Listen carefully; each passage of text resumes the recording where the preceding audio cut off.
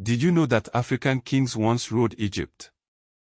Forget what you think you know about African history, because today, we are blowing the lid off some seriously amazing empires, kingdoms that rivaled Rome and influenced the world. Get ready to explore a continent teeming with powerful rulers, bustling trade routes, and architectural marvels that will leave you speechless. This is the Claymation History Channel, and we are diving into Africa's lost empires.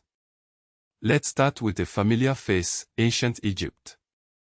Imagine around 3100 BC, Egypt was one of the first centralized states in the world. Think of Nama, uniting Upper and Lower Egypt, and those iconic pyramids. But Egypt wasn't alone in its greatness.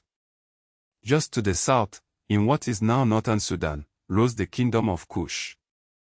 Now, most people think of Kush as just a neighbor of Egypt. But here's the thing, Kush wasn't just chilling next door. They were powerful enough to rule Egypt. For a time, Kushite kings of the 25th dynasty sat on the Egyptian throne.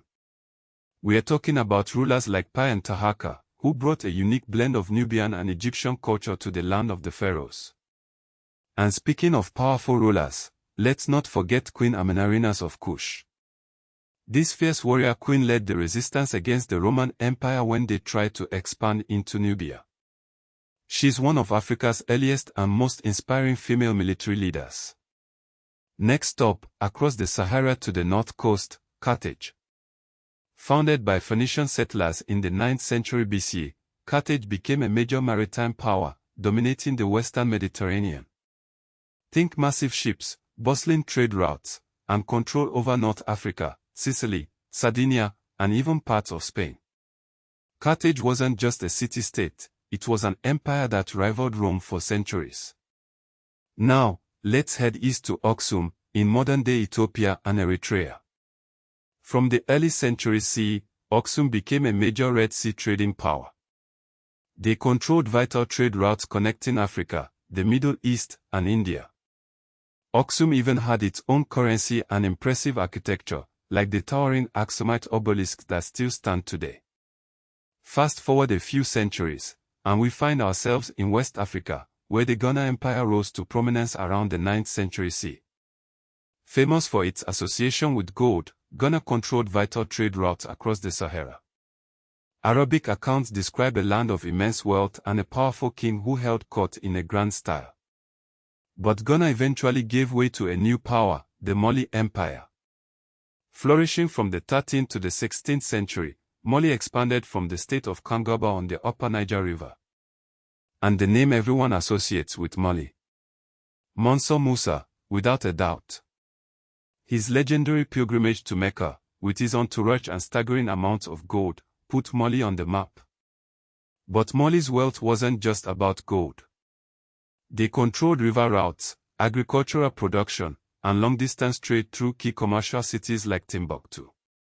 Timbuktu became a center of learning and culture, attracting scholars and artists from across the Muslim world. As Mali's power waned, another empire rose to take its place, the Songhai Empire.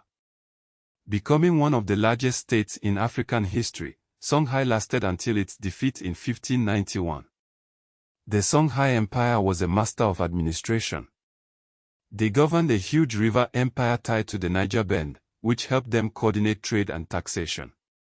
Now, let's journey east to the region around Lake Chad, where the Kanem-Bornu Empire thrived for centuries.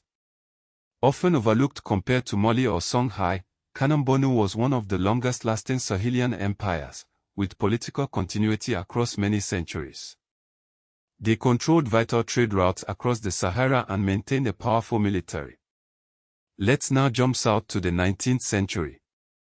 Here, in southern Africa, Shaka Zulu founded the Zulu kingdom, transforming it into a major military power. Shaka's innovative military tactics and disciplined warriors revolutionized warfare in the region. Our final stop takes us to Great Zimbabwe, in modern-day Zimbabwe. This was a major political and trading center, famous for its impressive stone architecture. And here's a crucial point, later colonial-era racism led some outsiders to deny that Africans could have built it. But the truth is, Great Zimbabwe is a testament to the ingenuity and skill of the Shona people. Its towering stone walls and intricate structure stand as a powerful symbol of African achievement. These empires demonstrate that Africa had large-scale states, armies, trade systems, diplomacy, taxation, and monumental architecture long before colonial rule. The Trans-Saharan and Red Sea roads linked these empires to North Africa, the Middle East, and the Mediterranean, making Africa a central part of global exchange. Major religions, especially Islam in West Africa and the Sahel, and Christianity in Ethiopia, were spread and localized through these empires. Centers like Timbuktu became symbols of scholarship and urban culture, proving that African political power often went hand in hand with learning, manuscript culture, and elite patronage. The military and economic competition among empires such as Mali, Songhai, and Kanem-Bornu shaped borders, migration, and trade routes that still influence modern West and Central Africa. Today, many modern African borders cut across older imperial zones, especially around the Niger Basin, Lake Chad, Sudan, Ethiopia, and Zimbabwe. Pre-colonial imperial geography still matters for identity and regional history. Contemporary national histories often draw pride from these empires. Mali, Sudan, Ethiopia, Nigeria, and Zimbabwe invoke them in school curricula, museums, and heritage politics. Places such as Timbuktu, Great Zimbabwe, Aksum, and Kano remain major symbols of African historical depth, challenging stereotypes that Africa lacked advanced pre-colonial states.